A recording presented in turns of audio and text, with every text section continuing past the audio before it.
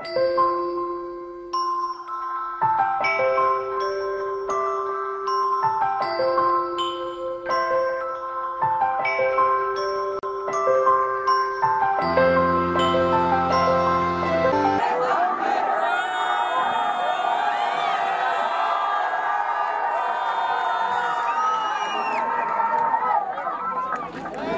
वालेकुम।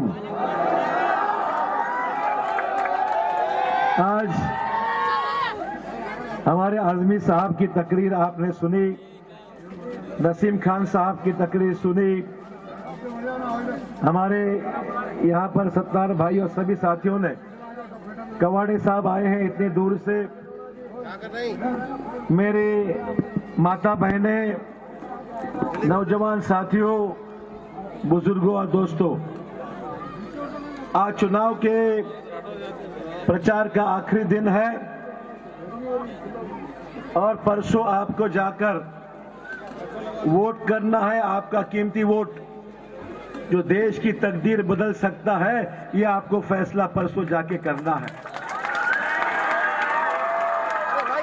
और मुझे पूरा भरोसा है, यकीन है, जितनी तादाद में यहां पर महिलाएं हैं, आप सब लोग हैं, मुझे पूरा यकीन है, भरोसा है कि कांग्रेस कामयाब 100% हो जाएगी।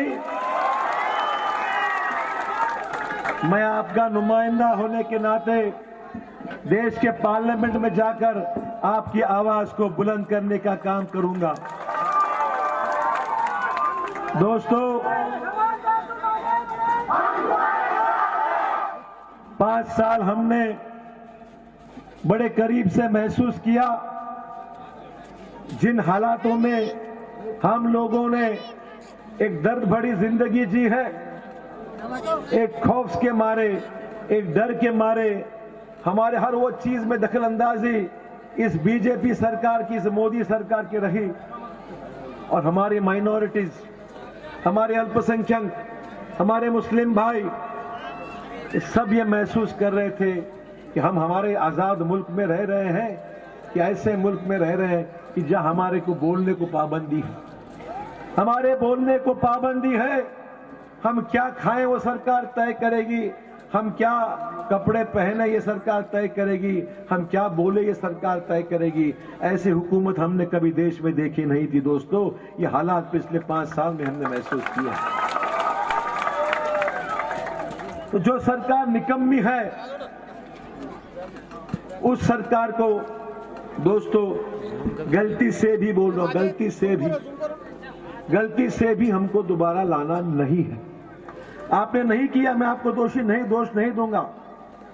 आपने पिछले 5 साल भी जो लहर चली, अब की बार मोदी सरकार, अब की बार मोदी सरकार, जो भी चली, नांदेड़ में आपने बता दिया अब की बार भी अशोक चौहान और अगली बार भी अशोक चौहान। इसलिए मैं आपका शुक्रगुजार हूं, इतना बड़ा भरोसा आपने मुझ पर रखा और आइंदा भी आपके भरोसे के लायक रहने का मेरा पूरा प्रयास रहेगा। मैं मेरे सभी भाइयों बहनों को यहां पर हाथ जोड़कर कहना चाहूंगा, दोस्तों,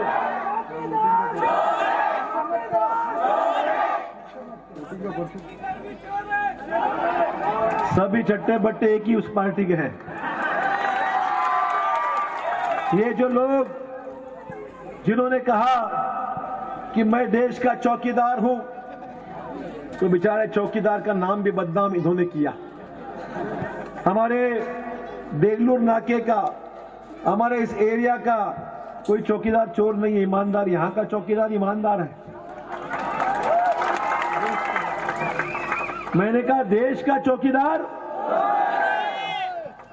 मेरा उस आदमी से जिक्र मैं कर रहा हूं जिन्होंने ईमानदारी की कसमें खाई, न खाऊंगा न खाने दूंगा की बातें कही, देश को हिफाजत रखने की बातें कही, देश की महंगाई कम करने की बातें कही, आपको रोजगार देने की बातें कही और देश के सभी लोगों को एक आजाद मुल्क की आप नागरिक है ये बोलने का मौका जिन्होंने दिया, वो कितने झूठे, कितने मक्कार निकले दोस्तों, ये नमूना इस बीजेपी सरकार का है। तो क्या हम ऐसी हुकूमत चाहते हैं क्या? ये हुकूमत आज मुल्क को तबाही के रास्ते पे ले जा रही है। ऊपर वाला भी साथ दे रहा है, देखो। ये हुकूमत देश को बर्बादी के रास्ते पे ले जा रही है। हमारे किसानों ने आत्महत्या की। जो किसान हमें अनाज देता है, दूध भेजता है, तरकारी भेजता है, उन्होंने रास्ते पे सब फेंक दिया। किसान को पैसा नहीं मिल रहा है, अपने जो लगा थे उसमें पैसा नहीं मिल रहा। आत्महत्या की लोगों ने, 15,000 से भी ज्यादा लोगों ने, किसानों ने आत्महत्या की। और मोदी जी आते हैं यवतमाल में चाय पे चर्चा करने के लिए, चाय पे चर्चा करने के लिए आते हैं। और पिछली बार तो बोल रहे थे, उनका आवाज इतना तेज था, भाइयों और बहनों, अब की बार सामने लोग बोल रहे थे मोदी सरकार, अब बोलते हैं अब की बार लोग बोलते बस कर यार, बहुत हो गया यार। अब लोग कहते हैं बस कर यार, बहुत हो गया यार, इस जुल्म को हम लोग अभी सहन नहीं कर सकते। हमारे पे इतनी पाबंदी, देश के सुप्रीम कोर्ट के जजेस ने भी आके कहा कि हमारा कोर्ट में भी ऊपर से कोई पॉलिटिकल प्रेशर है। ये कहना किसने कहा? देश के सुप्रीम कोर्ट के जज ने कहा कि हमारे देश की जो डेमोक्रेटिक सिस्टम है उसको भी तोड़ने में लगे हुए हैं। हमारे किसानों का मामला छोड़ो, हमारे नौजवान साथियों के कह दिया था कि हम हर साल आपको 2 करोड़ लोगों को हाथ को रोजगार देंगे। बाकी जिलों में लोगों ने बेचारे फांस झांसे में आ गए। 2 करोड़ लोगों को आज रोजगार मिलेगा तो कोई नहीं चाहेगा। ये सब चुनावी जुमला निकला। और बाद में 5 साल के बाद अभी बोलते हैं कि नौकरी नहीं मिले तो क्या हुआ, रास्ते पे जाके पकोड़े बेचो, बोले भजिए भेजो, रास्ते पे जाके पकोड़े बेचो। ये मजाक है हमारे साथ, हमारे उन नौजवानों के साथ, हमारे उन बेटियों के साथ मजाक है जिन्होंने इस देश के लिए सब कुछ। माँ बाप बेचारे गरीब है। मैंने कई लोगों को देखा है कि माँ बाप मजदूरी करते हैं, कहीं पर किसी घर में नौकरी करते हैं, महीने का बड़ा मुश्किल से पैसा मिलता है, और पैसा खर्चा लगा दिया किस पे? तो अपने बच्चों पे लगा दिया, पढ़ाई लिखाई पे डाल दिया, सही तालीम उनको मिले उसी लगा दिया। तो आज बच्चे महसूस करते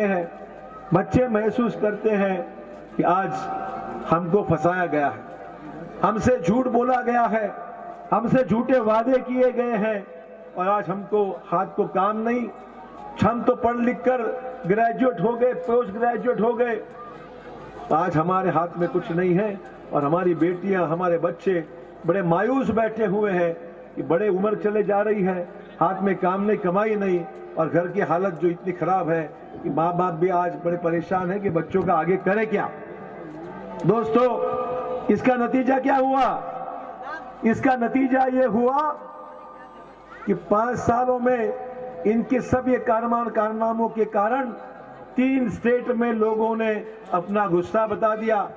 राजस्थान हो, मध्य प्रदेश हो, छत्तीसगढ़ हो, उन तीनों जगह के लोगों ने मोदी को हटाया और कांग्रेस को वहां पर चुन के दिया। ये मैं बताना चाहूंगा। 15 साल की हुकूमत थी भाजपा की, छत्तीसगढ़, मध्य प्रदेश और राजस्थान में। तीनों को हुकूमत को बाजू हटाया और कांग्रेस के मुख्यमंत्री को चुन के गया। दोस्तों, मैं बताना चाहूंगा, रमन गए, रमन मतलब रमन सिंह, रमन गए रानी गई, रमन गए रानी गई, चले गए शिवराज मामा। शिवराज मामा मतलब शिवराज सिंह चौहान, मध्य प्रदेश वाले। रमन गई रानी गए, रमन गए रानी गई, चले गए शिवराज मामा। 18 तारीख के बाद बंद हो जाएगा चाय वाले का ड्रामा। ये जो चाय बेचते बेचते अब देश को बेचने लगा है दोस्तों, देश को बेचने लगा है। ऐसी हुकूमत हमें नहीं चाहिए। इन फिरकापरस्त ताकतों को हमको रोकना है। अब इन फिरकापरस्त ताकतों को हमें जड़ से उखाड़ना है। और दोस्तों, मेरी आपसे सिर्फ 2 चीजों की गुजारिश है, सिर्फ 2 चीजों की गुजारिश। जरा संजीदगी से इस बात को समझिए, जरा थोड़ा सा समझ लीजिए। आज एक तो हमारे मुस्लिम भाइयों से मेरी गुजारिश है, हमारी बहनों से गुजारिश है, हमारी माताओं से और बुजुर्गों से गुजारिश है, और खास नौजवान साथियों से गुजारिश है। जैसे बल्दिया के चुनाव में एक एक वोट को आप निकाल के वोट देते हो, एक भी वोट बचता नहीं है, 70-80% लोग वोट देते हैं। हमारा लोकसभा का चुनाव भी एक एक वोट को निकालो और थप्पड़ मारो इस सरकार को। एक एक वोट को निकालो, घर से निकालो, दोपहर को 3-4 बजे तक मत बैठो। हमारे इस सब एरिया की वोटिंग जो है, ये कांग्रेस की 100% वोटिंग है दोस्तों, 100%। और इसीलिए मेरी गुजारिश है, विनती आप लोगों से है, आपका वक्त जाया मत करो कि शाम तक लोग बैठे हुए यहाँ पर राह देख रहे हैं। बिल्कुल मत रुको दोस्तों, सवेरे जल्दी निकलिए, सवेरे जल्दी निकलिए। और हमारे जो मुस्लिम भाई हैं, हमारा 80-90% वोट हो जाना चाहिए, रुकने की जरूरत नहीं। नमाज पढ़ के निकलिए, फजर की नमाज करके निकलिए। पर अगर हम वक्त बर्बाद करेंगे तो दोस्तों, अगर आपका वोट नहीं होता है किस लोगों का, तो नुकसान हमारा होगा, हमारे पार्टी का होगा। सही बात है। वोट के साथ दुआ भी दीजिए, वोट के साथ दुआ भी दीजिए। आपसे गुजारिश है, आपका वोट बहुत कीमती है, आपका वोट बहुत टाइम है। 5 कोई फिक्र की बात नहीं, बैठिए आराम से।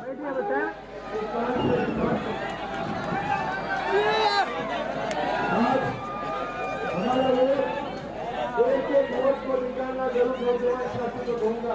एक एक घर में जाइए, एक एक घर में जाकर वोटिंग बनवाइए। खत्म नहीं होगा नुकसान कांग्रेस पार्टी को।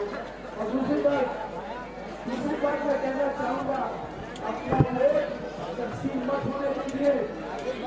आपका वोट दूसरे पार्टी को मत दीजिए। आपका वोट अगर दूसरी पार्टी को जाता है तो फायदा बीजेपी को होगा। आपका वोट आपका वोट अगर जज्बात में आकर कोई और चला गया, हैदराबाद से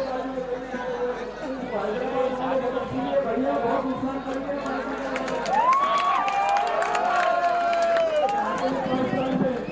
अशोक चौहान भैया उठाते हैं, वो आते हैं 5 साल में चुनाव में आते हैं और पता करते हैं आपको वोट तकसीम करते हैं। ये सब